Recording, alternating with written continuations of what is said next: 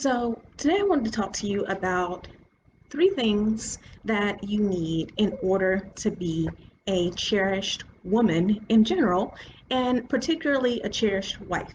If this is your first time watching me, my name is Keisha Rice, and I am a dating coach for successful Christian women who want to attract that purpose partner and do it without losing their values, their identity, or their sanity. So if you're watching this live, make sure that you say hello. And if you're watching the replay, say hello as well so that I can come back and say hi to you later. So, this whole idea about the three things that you need to have in order to be a cherished woman. There is a woman in my free Facebook group, Secure the Ring. So, make sure you join that if you haven't. But there's a woman who was posting something along the lines of she saw this man approach another woman and talk to that woman and try to get to know her.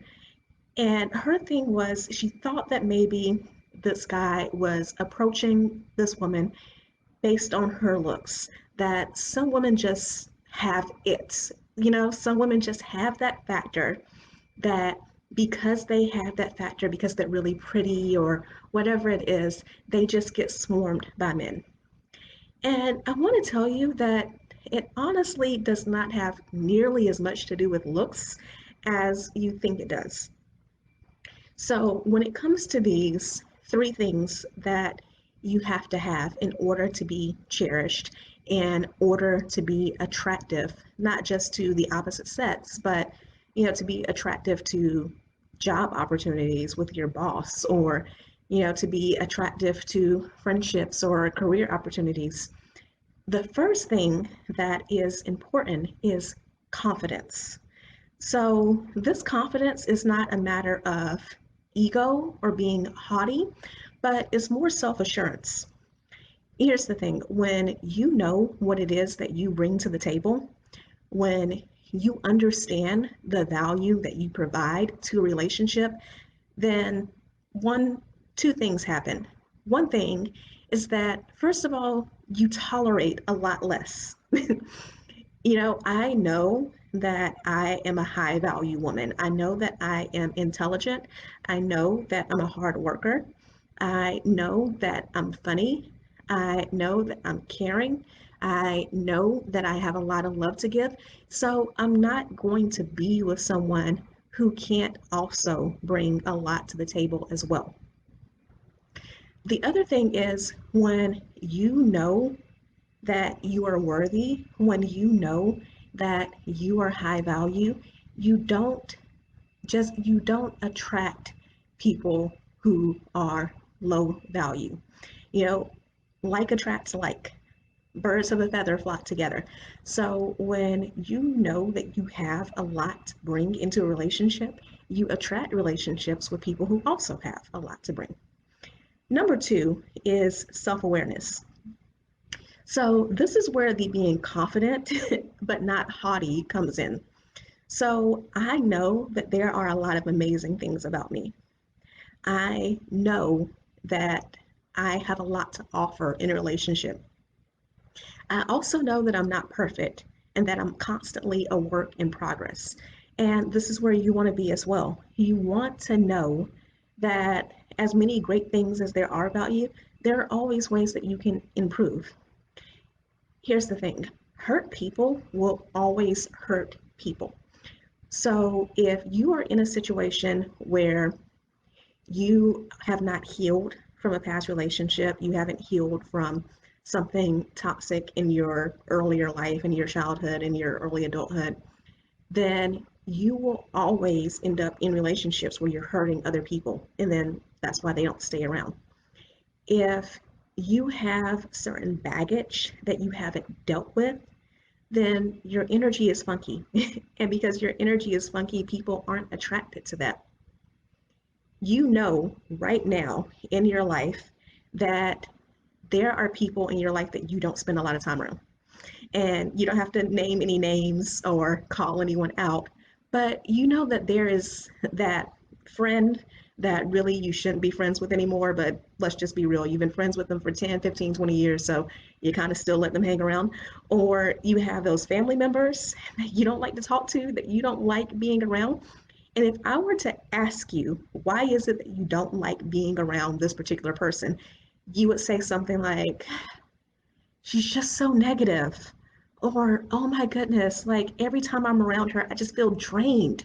I just feel tired. Like I can't even describe why. Something about her sucks the life out of me. It makes me just feel so tired. You have those people in your life, right?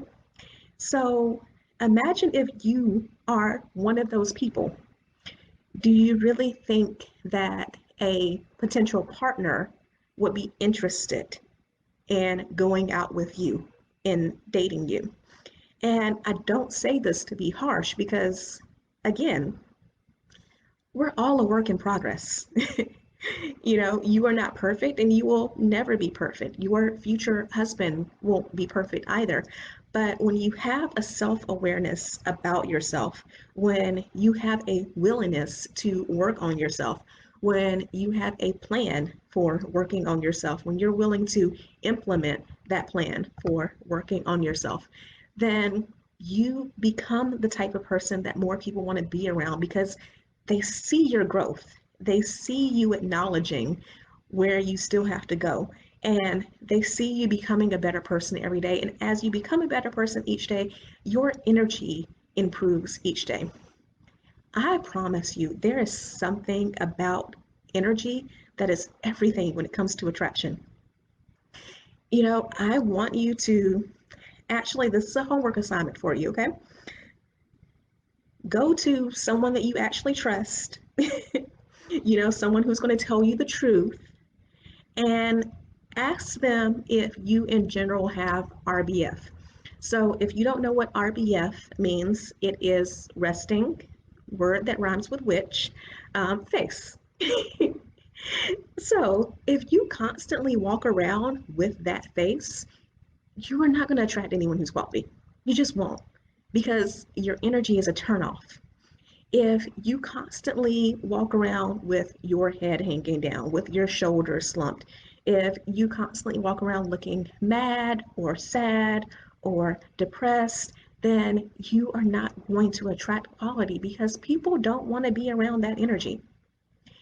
So when it comes to being the type of woman who is cherished and who attracts quality relationships, it requires one, a confidence in yourself and a sense of self awareness. And these two go together because when you have confidence in yourself, then you know that there are things about yourself that you need to work on. You know that you're not perfect, but you don't let those things get in the way of you still getting out there and meeting people and still being a positive person and still being a light everywhere that you go.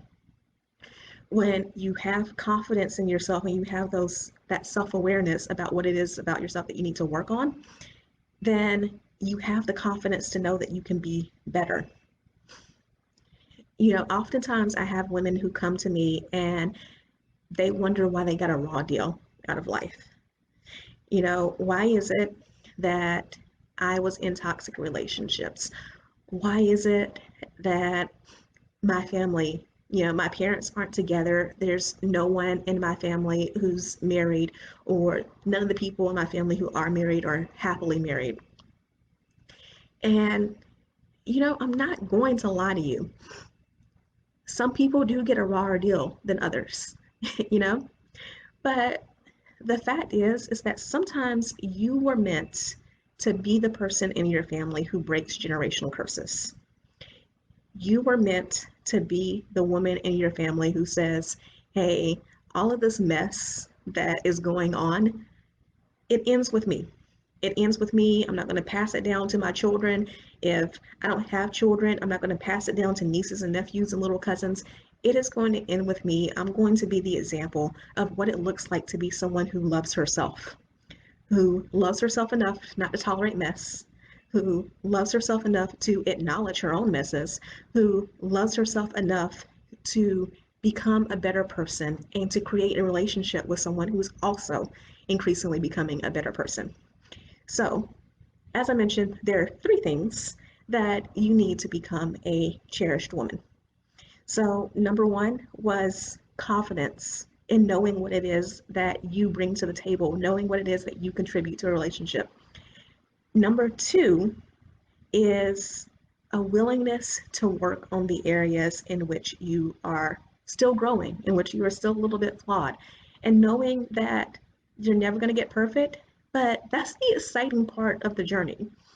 You know, I personally would not want to live in a life where there's nothing for me to do and to work on. That's part of life's adventure. So you may be wondering what the third thing is. And I'm going to say this in the most loving way possible. The third thing that you need in order to attract healthy relationships and to be cherished is a willingness to stay in your own lane. Here's what I see way too often is I see women who get so caught up in what others are doing that they don't make any improvements in their own life. Or they get so caught up in what others are doing that they are bitter, and bitter is not attractive. I don't know what it is that you need to do right now in order to do this third thing, but here's the thing. Maybe you might need to unfollow some people on social media. Maybe you might need to spend a little bit less time with some of your friends that you're jealous of. Um, Maybe you need to turn off the TV, stop watching reality TV shows, or stop watching shows where it seems like everyone's life is perfect. But here's what I know. When you are constantly looking at other women and you're like, well, why is it that she has this thing that I don't have? Why is it that she has the relationship that I don't have? And you say it in a way that is defeating. You say it in a way that is desperate. You say it in a way that's limiting, as in, well, I can never have the type of life that I want because I don't have this the way that this woman does. All you do is limit yourself. All you do is make yourself miserable. Back to that idea of having RBF. You make that face all the time. All you do is lower your energy, and that makes you less attractive. Because there's nothing wrong with sometimes being a little jealous of another person. I actually sent an email about this not too long ago. The thing is that what jealousy should lead you to is not defeat, it's not discouragement. It should lead you to curiosity. So when you see a woman who has the things that you want, whether that is she has a great career, she has a great business, she is happily married, then instead of being like, well, I don't have these things because I blank, blank, blank, it should be, I'm not at that place in my life right now because of this, but this is what I'm going to do to work on it. So, I remember in career, before I was a dating coach, I was a journalist. So I remember seeing women who were in higher TV markets than I was. So they were living in more exciting cities and making more money than I was. And it was, okay, what do I need to do to get there? And that was finding mentors. That was taking shifts and assignments that other people didn't want to. That was working my tail off, right? When I was in a place where I was single or I was in situationships or I was in relationships that were toxic, that were not doing me any good, it was not a matter of looking at my friends and being like, I wish I had a relationship like hers. It was a matter of looking at friends of mine who were happily dating, who were happily married, and being able to look at that example and be like, okay, I need to go see a therapist to deal with some of my past issues because I've seen what that's done for friends of mine, being able to do that work on yourself. I need to spend some time by myself, being single for real, not just, hopping from one relationship to another and it not being really committed relationships, but, feeling like I need to be with someone in order to be happy. It was, I need to get really clear on what it is that I want out of a relationship so that I'm not just falling into different relationships and just kind of ending up in one. So when it comes to that, comparison always kills. Comparison is the thief of joy. What you want to be in a place of is being in your lane and constantly focusing on what it is that you need to do in order to attract a healthy relationship, in order to have healthy relationships in general.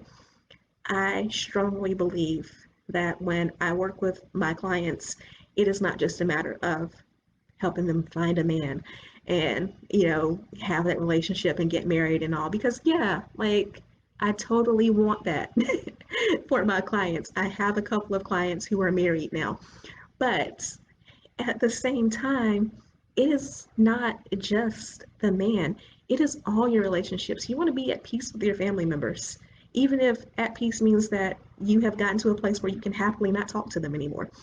You want to be at peace in your friendships. You want to be at peace in your career, whether that is your job or whether that is your business. Relationships are everything. God put us in relationship with other people for a reason. People, it is through people that we grow. It is through people that we learn how to experience more joy. It is through people that we have someone to share our pain and our burdens with. So relationships truly are everything. But if you are constantly over here comparing and not doing, then you set yourself up for failure in all of your relationships.